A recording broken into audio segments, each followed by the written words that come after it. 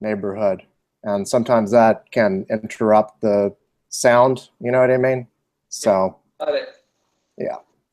All right, Scott and Larry, you guys created American Crime Story for FX, the first installment of which was The People versus O.J. Simpson, based on this famous murder trial that brought up so many questions about race and the criminal justice system and celebrity and 24-hour news cycle. All these things are now back in the forefront since this show came on. When you guys were making it, did you realize it was going to have this big of an impact? I don't think we knew, how much attention it would get. I mean, I think the reason we decided to do it and do it now was that we felt that the more we looked at that case, the more it had, more we saw that it had a lot to say about things today. You know, for all those things you mentioned, the birth of the 24-hour news cycle, the idea of a celebrity culture. There was just so many things that it seemed so much more than a murder trial, but that murder trial was always underneath it. So you always had to keep, make sure that you were treated that very serious and very real.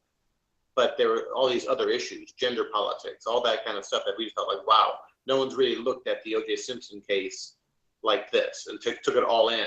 Yeah, I mean, just recreating the trial for the sake of recreating the trial wasn't interesting. Yeah. I mean, anytime we do one of our biopics, we always look for what's that bigger idea that we find fascinating that we're going to want to, commit a year or 2 or 3 years of our lives to. Like Larry's saying, OJ had so many issues on the surface and issues under the surface that we could explore, and with the 10 hours, we could really dig. Right, that's key right there, is the 10 hours. We'd never done television before, and so we were sort of really good at taking someone's life and turning it into a 2-hour structure. But the O.J. Simpson case, there's no way you could do the 2-hour version. You could do a 2-hour version, but it would just be greatest hits. It would just be kind of stuff you already knew, and we felt like, wow, it's what made us get into television, to have this big canvas to take, weekly by week, just examining these different themes and having a real discussion about them. You guys brought up the fact that you're known for your biopics. Let me just read off some of your famous credits. Ed Wood, People versus Larry Flint, Man on the Moon. You just did Big Eyes, which reunited you with Tim Burton. You guys have written non-biopics before, but I'm curious, what is it that attracts you to adapting true stories for the screen? I mean, the first one, Ed Wood, we ended up writing because we found ourselves identifying with Ed Wood. It's like we like to say, nobody sets out to make a bad movie, it just happens. And we really had a lot of fun on that project, gathering up all the data about all these eccentric people. And then the script got out there and it was really well received, and Tim said he would direct it. And the movie was such a mix of tones that we found interesting, and that it had a lot of sadness to it. It had a lot of tragedy. It had a lot of weirdness. It had big jokes. It had interesting time period, which we love. It had all these goodies for us, and nobody really objected to that mix. and we found it very rewarding. Right. And so the minute that script was well received, people said, "You got any more of these?" And we said, well, in college, we always talked about how Larry Flint's life was really interesting. And then, a minute later, we had sold that as a pitch. And it sort of set us on this path of being able to write these movies that we found really interesting. Studios tend to be a lot more hands-off with these projects. It's hard to second guess them. They are what they are. We bring our tone to it, but no one's going to give us notes saying, well, can you change the third act? Or can you have him not put on a dress? That just, we're sort of bulletproof with a lot of the weirdness, and then I don't think we've ever been replaced on a biopic as writers, because there's so much digging you have to do and so much homework that by the time you've got to the end of a draft, if a studio doesn't want to make it, they're just going to give up. Right. I mean, I think that's very important. Is that on the OJ show, or for producers, we're also producers of Big Eyes. But what happened with us is that when we started doing these true life stories, we were really being treated like producers, even when we weren't producers. We were involved in decision making, you know, at the micro and macro level. We're just, you know, costume designers or set designers would come to us because we'd have pictures of Tor Johnson's house, or we knew what Andy Kaufman's, you know, stuff looked like back in Great Neck. So it allowed us to be much more involved with the process, and it also allowed us to work with really interesting material. I mean, as our careers went on, the studios became much more conservative about the kind of movies they made. But for some reason, a crazy true life story, you're still able to kind of push through the system, which, you know, a lot of it's the whole thing, Truth is Stranger than Fiction. It's almost, we found it almost easier to get a movie, you know, as strange as, you know, Autofocus, which we produced. And that's a really bizarre film, but we got it made fairly easily because they, you know, the hunger for true life stories or interesting true life stories is out there. So now this is certainly an interesting true life story, and it's a true life story that I think before this miniseries came on, everybody thought they knew everything there was to know about it. So if you could talk a bit more about your research, number one, and number two, how you found all these different themes, you know, socioeconomic, race, gender, all these different things that are underneath the surface of this trial, and putting those into your story. I mean, jumping into it right off the bat, we read Jeff Toobin's fantastic book, and Jeff has a love for the weird detail that we do. It was just a lot of strange, interesting material about the backstage lives of these people, and we really just started to get a feel for Marcia Clark, the person, you know, not the shrill woman with the bad haircut being made fun of on the Tonight Show, but the struggling mom with 2 kids and a divorce in progress and an ex-husband she isn't getting along with, and you know, Johnny Cochran as the guy beyond the peacock, this guy beyond the flashy suits, you know, the guy who had a mistress, the guy who had 30 years of legitimate fighting for civil rights in Los Angeles, fighting as hard as he could to the end of the road, but now he's getting made, and looking for that way of sort of showing the world these problems that were so important to him. Once these people started to come to life to us as more than those flat images, you know, we'd all seen on court TV, then we became really excited about it. And then we started talking about the show, and then this is where Larry and I spent a lot of time talking about the themes we were all finding really interesting. And the idea is that, wow, the 24-hour news cycle, it sort of started around the time of the OJ trial. Right. Wow, celebrity journalism seemed to start around the time of the OJ trial. Wow, gender politics were a lot different 20 years ago. Wow, race in America really hasn't changed from 20 years ago. And these were all interesting points. And the more we talk, and then we stumble across ideas I don't think I'd ever thought about. I was particularly intrigued by the difference between the private lawyers and the public lawyers, and that the prosecutors have a lot less money to work with. They work longer hours. They have fewer worker bees. Marcia's taking her homework home with her every night. Bob Shapiro's not. Bob Shapiro's going out to dinner at Spago, or he's going to a movie premiere. He has more cash to work with, and he has more assets to work with. And we started talking about, well, how much harder is it when you're on the public side as opposed to on the well-paid defense side? And this was a million and one issues that we thought, wow, 10 hours is going to be great. And in terms of the research, Jeff Toobin's book was our main source, but the crazy thing about the O.J. Simpson trial is that literally every single person involved wrote at least one book, sometimes 2 books. Cousins wrote books, jurors wrote books, and on top of all that, there are O.J.'s niece wrote a book. Yeah, that's insane. I'm still occasionally somehow find a new book, but then there's also all the trial transcripts. There's all the YouTube footage of every night these people appeared on Larry King's show, and so we started just diving in deep. And because initially FX, were treating us they were very supportive, and they sort of gave us as much time as we wanted. We took a lot of time. We probably took much more time than you were supposed to on a television show.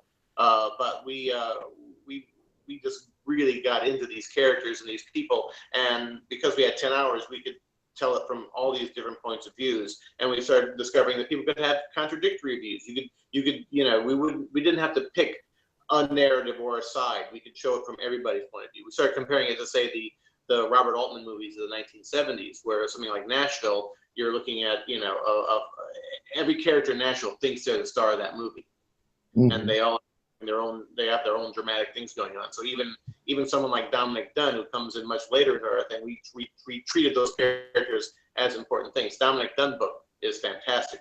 He is one of my favorite books on the O.J. Simpson trial. Yeah, that a lot of the characters were talking about storytelling. Yes. And the show, the show's got a lot of ideas to it, but the biggest one might be just the idea of creating a narrative. Yeah. And obviously the defense was better at telling a story than the prosecution. But it became really interesting that you could kind of look at, Marcia and Chris and Johnny and Bob and Leah as putting on a show. Right. And they were each sort of trying to tell their version of what that show was, what that story was for an audience. And everyone knew that audience was more than those 12 people in the jury box. That audience was the world. Yeah, strangely, I think it almost at times felt autobiographical for us, because that's what we do. We're always taking something that really happened and try to figuring out a way to make a narrative out of it that can other people can understand. And so, strange enough, I think it surprised us when so much of the show became actually about that, about people looking at something that happened and how do you tell this story? How do you tell this story to be most effective? Yeah, and like they were saying about FX, you got to give them a lot of props because they gave us so much time. I mean, nobody was calling us up saying, "Where is it?"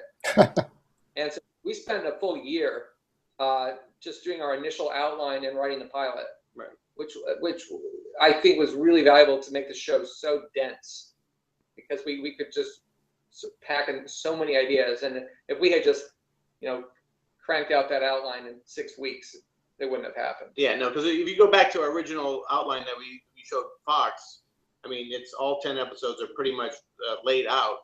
They obviously got filled in a great deal, but we knew what we wanted to say. Mm-hmm.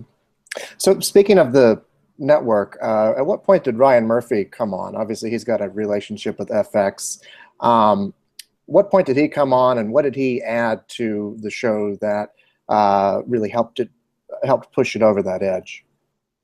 I mean, he came on about a year and a half in. Yeah. Because initially we were going to be at Big Fox. Yeah. And it was going to be just a miniseries based on itself. So we had written at least the first 2 episodes. Well, yeah, we wrote episodes 1 and 2. We had an outline. We had a 6-week writer's room. Out of that writer's room, episodes 3, 4, and 5, and some of 6. Yeah, and a much larger Bible. We created a much larger Bible out of that room. And that's when Ryan came on. So that was like fall of whatever year it was, fall of 2014. Right. I mean, we had, we were getting so much positive feedback from the Fox organization. What Ryan did when he brought in was the idea that this could be a continuing thing. And also he brought in, almost this instant, the gates were open there in terms of like, let's make this thing now. Let's start casting right away. And all these actors were just dying to work at Ryan Murphy. And so, and once you've got someone like Cuba and then Travolta fell in, it sort of like, it became this kind of this snowball where the cast started happening and the show really came together. Yeah, I was going to say the cast is really phenomenal in this. I mean, not only do they, look like the people that they're playing, but they really embody, they embody them in such a great way. I mean, not just Cuba and John Travolta, but Sarah Paulson and Courtney B. Vance and Sterling K. Brown, just like on down the line. David Schwimmer as Rob Kardashian. Great cast. Yeah. We were nervous. Everyone was a little nervous at a certain point, thinking like, were we casting too many celebrities? Was it becoming? Ryan used to make a joke like, "Is this the Love Boat?" And we'd be like, "Love Boat is." It's a fine line. If you cross it, then you're in Love Boat territory. Right. So you have to stay just on the other side. Right. That's one of the great things about Sterling K. Brown is that he certainly wasn't an unknown, but he wasn't like these other guys, and he's so great as Chris Darden. Also, the thing is, going back to my earlier point about how the Robert Altman of it all, everyone in the O.J. Simpson case, Faye Resnick, she thought she was in the middle of the Faye Resnick show. So it's perfect that you get someone like Connie Britton to play Faye Resnick, So all these people, like the spotlight was on them. So it sort of helped that you had movie stars playing them. Yeah, I mean, there were lots of amusing stories in Jeff's book. After Shapiro and Cochran started to sort of try to strangle each other and take charge of the defense team, where they would run off and have competing press conferences. Yes. Which we thought was really funny. Shapiro would run one direction, Johnny would run the other direction. Who can get the local TV crews first? And so that really plays the idea that everyone is a star in their own mind. What's funny is there's a scene that got cut out, but when Bill Hodgman has his heart problems in episode 5 and collapses in the courtroom. Oh yeah. We actually began after the commercial break in the script with the doctor who was treating him actually had his own press conference, and we had Dominic Dunn say, "Jesus, this is like a case where the doctors of the lawyers have their own press conferences." Yeah. So you guys are coming back for season 2 of American Crime Story, and this one's going to center on Katrina. I'm just curious, what made you guys decide to shift? It's not what I think you would expect, Right. So what made you guys settle on that for your next season? We're producers on the show. We're not actually writing season 2. Oh, okay, I see. I do think that it was the Katrina's all right. Yeah, and it is the thought behind it is that to try to expand what the idea of American crime is. And what's really funny, the success of the OJ show has led to every single other network to do John Benet Ramsey and all these. Every single major case of the 80s. It sort of looks like it's going to have its own little miniseries. That I actually think that us doing something outside of the box like Katrina and examining how this catastrophe and how it all affects the city might actually make us stand out once again. Mm-hmm. So we're right in the middle of Emmy season, and you guys have won a Golden Globe for People versus Larry Flint, which also got a prize at the Writers Guild. You were nominated for another Writers Guild for Ed Wood, and this is, being thought to be a big Emmy contender, knock on wood. What does that kind of recognition mean for you guys? We're writing very unconventional stories in terms of and it's so just nice to get the acknowledgement. That was so nice about this show, particularly that a lot of our films have been very talked about and awards. Whatever Ed Wood won a couple of Academy Awards. We've always had a lot of attention to our things, but we've never had this center of the zeitgeist, which sort of the O.J. Simpson show did. And certainly we've never done television for it to have to be sort of embraced by the television community the way we have been, and hopefully with the Emmys, it feels great. Yeah, Mm-hmm. and it's been very satisfying because we didn't know what we were doing, and we weren't trying to fit into anyone's opinion of what this television show should look like and what the tone should be, and we have a vibe that we like, and we like I said, we like to mix up the seriousness and the comedy and the social observation. And when the scripts came in, Fox and FX were totally supportive, and then the audiences and the critics really seemed to appreciate that. And I don't know if it looks like anything else on TV, but I'm glad people dug it. Also, the real satisfying thing is that the level of discourse. I feel like people are not just talking about the soap opera elements. People really did appreciate the issues of race and gender that we're talking about. And so, we're new to television, so we didn't really know about these recaps and this sort of Twitter thing that happens every week. And just to see people actually really discussing these issues and looking at the case from a new perspective and giving sort of dignity back to some of these characters like Chris Darden and Marcia Clark that had, you can see it on the real Marcia Clark's face these days, where she seems relieved that people aren't just coming over to her and blaming her for losing the trial anymore. Yeah. That people sort of are sympathetic to what she went through. That was a big deal for us. Yeah, all those Wednesday morning recaps were. They were so much fun for us, but they were so rewarding because it wasn't. It's like sometimes you see lazy reviews, and lazy reviews are just, this is the plot, and I give it a thumbs up or a thumbs down. I mean, every Wednesday morning were these really thoughtful essays about the show and the ideas of the show, and then that's not something you get every day. So it was really nice. Yeah, we got people talking again, which is really interesting.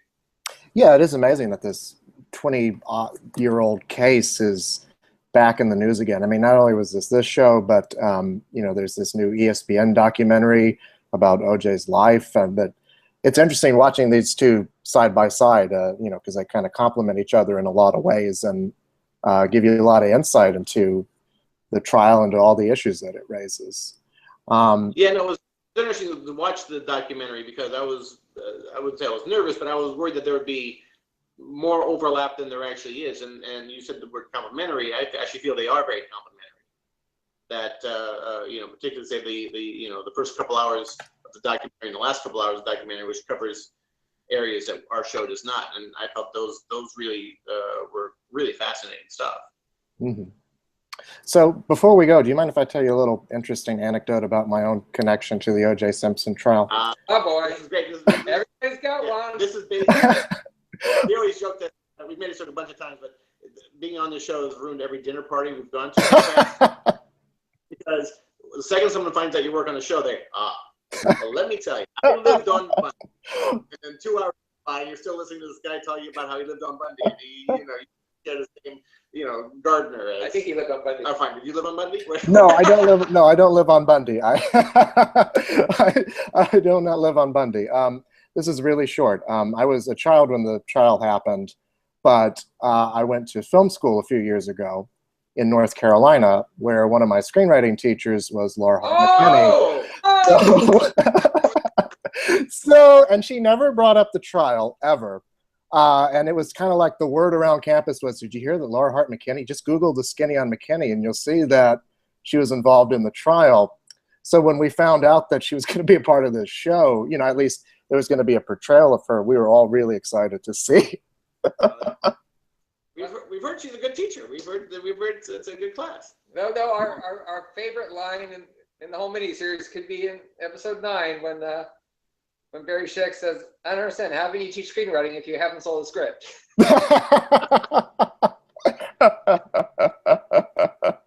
Well, she was a nice lady and she was a good teacher. So, but yeah, that did amuse us. All of my friends were sitting around watching it in eager anticipation. So there's actually a website called The Skinny on McKinney. Well, it was like I think it was a Hollywood Reporter article. Okay. Yeah. So if you Google The Skinny on McKinney, I'm sure that,